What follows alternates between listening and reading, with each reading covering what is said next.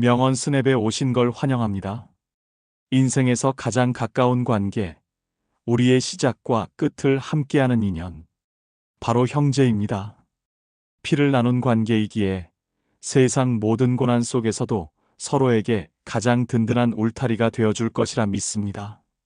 많은 부모님들 역시 형제끼리는 서로 의지해야 한다는 말을 평생의 가르침으로 주셨습니다. 하지만 현실은 때때로 이 아름다운 믿음을 무참히 짓밟습니다. 아이러니하게도 인생의 가장 깊고 아픈 상처는 바로 이 가장 가까운 형제 사이에서 생겨납니다. 재산 문제, 돈 문제, 부모 부양의 책임 등 작은 불씨 하나가 평생의 정을 태워버리고 남보다 못한 사이로 만들어버리는 경우가 너무도 많습니다. 오늘 우리는 이 가슴 아픈 현실의 이면을 깊숙이 들여다보고자 합니다. 형제에게 무조건적인 배품과 희생이 왜 결국에는 관계의 독이 되어 돌아오는지, 그리고 똑똑한 사람들이 형제 사이에서 오히려 냉정한 경계를 세우는 이유가 무엇인지 세 가지 구체적인 사례를 통해 그 지혜를 구해보겠습니다. 우리는 흔히 형제에게 베푸는 것을 미덕이자 당연한 의무로 여깁니다. 그러나 사람의 본성을 이해하는 지혜로운 이들은 이 당연함이 얼마나 위험한지를 알고 있습니다. 형제 관계는 세상의 그 어떤 인간 관계보다 공평함을 본능적으로 요구합니다. 부모라는 공통의 근원에서 출발했기 때문에 조금이라도 불균형이 생기면 받는 이는 은혜 대신 권리를 주장하기 시작합니다. 철학자 쇼펜하우어는 이렇게 경고했습니다. 호의는 반복될수록 권리로 변한다. 이 진리는 형제 관계에서 가장 잔인하게 작동합니다. 처음에 베풀면 감사로 돌아올지 모릅니다. 그러나 두 번, 세 번 이어지는 도움은 받는 이의 마음 속에서 내가 형이니까, 내가 더 여유 있으니까 라는 논리로 쉽게 합리화됩니다. 고마움은 사라지고 베풀면 당연히 받아야 할 몫이 되는 순간 관계는 이미 무너지는 길에 접어든 것입니다. 그때부터 베풀물 멈추는 순간 주는 이는 원망의 대상으로 전락하게 됩니다. 경기도 수원에 사는 68세 김영숙 씨. 그녀의 하루는 늘 어머니의 손을 잡는 것으로 시작했습니다. 어머니, 오늘은 햇살이 따뜻하네요. 바람 좀 쐬러 나가실래요? 어머니는 알아듣지 못한 채 희미한 미소만 지었습니다. 치매가 찾아온 지 10년째. 김 씨는 다니던 마트 계산원 일을 접고 하루 3번 약을 챙기고 밤마다 어머니의 잠버릇을 감싸 안으며 그 긴 세월을 오롯이 혼자 견뎌냈습니다. 냉장고엔 늘 간단한 반찬 몇 가지뿐. 한 달 수입은 국민연금 40만 원과 작은 보험 해약금이 전부였습니다. 그럼에도 김 씨는 어머니 곁을 지키며 말했습니다. 내가 엄마한테 마지막 효도하는 거야. 동생들 사정도 이해해야지. 하지만 그 믿음은 어머니의 부고와 함께 산산이 부서졌습니다. 장례를 마친 지 사흘째 되던 날, 막내 동생이 찾아왔습니다. 누나, 어머니 유산 정리해야지. 법대로 나누자. 책상 위엔 공증서와 계산기가 놓여 있었고 동생은 차분하게 말했습니다. 8억짜리 아파트, 우리 셋이니까 2억. 6,600만 원씩이네. 김 씨는 잠시 말을 잃었습니다. 내가 그동안 얼마나 도왔는데? 누나, 그건 효도지. 돈으로 따질 수 없는 거잖아. 그 한마디에 김 씨의 눈가가 떨렸습니다. 10년의 희생이 효도니까 당연하다는 말로 지워지는 순간 가슴 속의 무너짐은 그 어떤 금액보다 컸습니다. 형제는 같은 부모 밑에서 태어났지만 삶의 무게는 결코 같지 않습니다. 희생이 당연함으로 취급되는 순간 관계는 금이 갑니다. 김 씨는 말했습니다. 돈보다 무서운 건 내가 한 헌신이 없었던 일이 되는 거예요. 이 말 속에 형제 관계의 비극이 모두 담겨 있습니다. 서울 강남의 고층 빌딩 회의실. 55세 박준호 씨는 깔끔한 정장을 차려입은 중견 임원입니다. 언뜻 보기엔 성공한 인생이지만 그의 마음 한구석에는 지워지지 않는 피로감이 있었습니다. 그 이유는 단 하나 5살 아래 남동생 때문이었습니다. 동생은 늘 말했습니다. 형, 이번만 도와줘. 나 진짜 이번엔 성공할 거야. 박 씨는 그 말을 믿었습니다. 2018년 사업자금 5천만 원. 2020년 코로나로 공장이 어렵다며 1억 원. 2022년 빚 독촉을 막기 위해 3천만 원. 그는 형이니까라는 말에 늘 지갑을 열었습니다. 그러나 동생의 태도는 점점 달라졌습니다.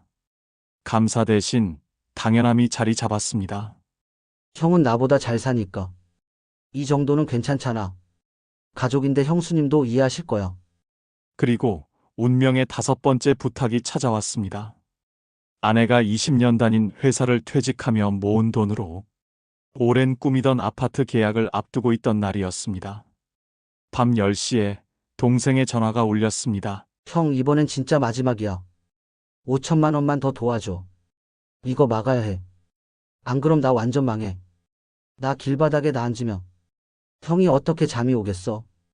박 씨는 아무 말도 하지 못했습니다. 그 뒤 아내의 눈빛이 차갑게 식었습니다. 당신 또 도와줄 거야? 우리 인생은 뭐야? 그 사람 인생의 구멍은 당신 돈으로는 못 막아. 그날 밤 박 씨는 결심했습니다. 이젠 그만해야겠다. 그는 처음으로 거절했습니다. 그 순간 동생은 분노의 문자를 보냈습니다. 형은 냉혈한이야. 가족도 모르는 사람. 이후 연락은 끊겼습니다. 박 씨는 오랫동안 괴로워했지만 한 가지 진실을 깨달았습니다. 내가 그를 돕는다고 생각했지만 사실은 그의 자립심을 빼앗고 있었구나. 냉정한 경계는 상대의 성장을 돕는 또 다른 이름이었습니다. 대전 유성의 한 오래된 주택. 막내딸 이선희 씨는 매일 아침 아버지의 간병 일지를 적습니다. 오전 7시 식사, 약 복용 완료. 오전 10시 재활운동 동행. 그녀의 하루는 아버지를 중심으로 돌아갑니다. 출근 대신 병원, 회식 대신 재활실, 휴가 대신 요양원 상담이 일상이 되었습니다. 두 오빠는 매달 송금했습니다. 우리도 나름 도와. 형편껏 보태는 거야. 그 말에 선희 씨는 고개를 끄덕였습니다. 하지만 어느 날 간병인에게 하루 맡기고 친구 결혼식에 참석했습니다. 그날 저녁 둘째 오빠에게 전화가 왔습니다. 너 어제 어디 갔다 왔어? 어머니 간병은 누가 했는데? 우리가 매달 돈 보내는데. 그게 놀러 다니라고 주는 돈이야? 그 말에 선희 씨의 손에서 전화기가 떨어졌습니다. 그녀는 울먹이며 말했습니다. 오빠들, 나는 지난 7년 동안 내 삶을 다 멈췄어. 한 번쯤 숨 쉴 수 있는 날이 필요했어. 하지만 대답은 차가웠습니다. 우린 돈으로 책임 다 했어. 너도 내 몫을 해야지. 그 순간 선희 씨는 깨달았습니다. 이건 가족이 아니라 계약 관계구나. 돈은 책임을 대신할 수 있지만 감정을 대신하지는 못합니다. 현금 송금이 형제의 의무가 되는 순간 그 안의 정은 서서히 사라집니다. 부모 부양은 단순히 물질의 문제가 아니라 시간과 마음의 문제입니다. 그리고 그것을 공평하게 나눈다는 말은 애초에 불가능한 착각일지도 모릅니다. 이처럼 세 가지 사례 모두 한 가지 결론으로 이어집니다. 형제에게 무조건 베푸는 마음은 아름다워 보이지만 그 끝에는 감사가 아니라 권리의식이 자리 잡는다. 경계 없는 베풀문 결국 관계를 해치며 냉정한 선을 그을 줄 아는 것이 진정한 지혜입니다. 결론적으로 형제에게 무조건적으로 베풀지 않는 것은 인색함이 아니라 관계의 영속성을 위한 가장 지혜로운 선택입니다. 피를 나눈 사이일수록 무너진 경계는 독이 되어 관계 전체를 해치기 때문입니다. 형제 관계를 지키는 지혜, 즉 냉정해 보이는 경계를 세우는 방법은 다음 세 가지로 요약됩니다. 첫째, 공평을 법칙으로 전환하십시오. 형제 사이에서 정이 통하는 대로 베풀지 마십시오. 정은 변하지만 원칙은 변하지 않습니다. 유산이나 큰 금액의 거래에서는 가족 간에도 반드시 차용증이나 공증을 남겨야 합니다. 이것은 상대를 믿지 못해서가 아니라 돈 문제로 인해 정이 상하는 것을 방지하기 위한 최소한의 법칙입니다.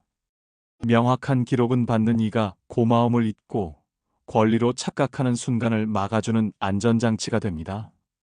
둘째, 감정적 책임과 물질적 책임을 분리하십시오. 부모 부양과 같은 문제에서 돈을 더 낸다고 해서 시간과 노력을 희생한 형제를 평가하거나 판단할 권리는 생기지 않습니다. 내가 돈을 베풀었다면 그것으로 나의 책임을 다한 것이지 나머지 형제의 헌신을 감시할 권리까지 얻은 것은 아닙니다. 마찬가지로 시간을 희생한 형제는 자신의 노력에 대한 존중을 요구할 줄 알아야 합니다. 이 두 책임은 동등하며 서로 침범해서는 안 되는 경계입니다. 셋째, 내 삶을 최우선에 두는 지혜를 가지십시오.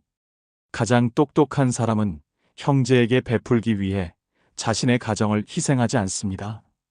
내가 무너지면 나를 의지하던 형제는 더욱 깊은 나락으로 떨어지게 됩니다. 나를 지켜내는 것이 곧 형제들에게 자립심을 유지하라는 무언의 메시지를 주는 것입니다. 때로는 도움을 단호하게 거절하는 것이 상대방에게는 성장할 기회이자 나 자신에게는 가정을 지킬 기회가 됩니다. 냉정한 거절이 때로는 가장 따뜻한 베풀미일 수 있습니다. 여러분, 형제란 서로에게 마지막으로 남은 가족이라는 사실은 변하지 않습니다. 하지만 그 관계가 존중을 바탕으로 하지 않는다면 그 인연은 곧 원망의 족쇄로 변해버립니다. 우리가 오늘 나눈 이야기들은 단순히 돈을 아끼라는 경고가 아닙니다. 형제에게 무언가를 줄 때 나는 이 관계에서 나의 존중과 평온을 잃지 않을 수 있는가? 를 먼저 질문하라는 지혜의 가르침입니다. 경계를 세운다는 것은 형제를 멀리하는 것이 아니라 오히려 오래도록 함께 걷기 위해 명확한 보도를 만드는 작업과 같습니다. 그 경계 안에서만 형제들은 서로에게 감사할 줄 알게 되고 존중을 잃지 않으며 비로소 진정한 가족으로 남을 수 있습니다. 여러분의 삶이 언제나 지혜롭고 평온하기를 바랍니다. 오늘 함께 나누신 이 통찰이 여러분의 가장 가까운 관계를 지켜내는 든든한 울타리가 되기를 기원합니다. 감사합니다.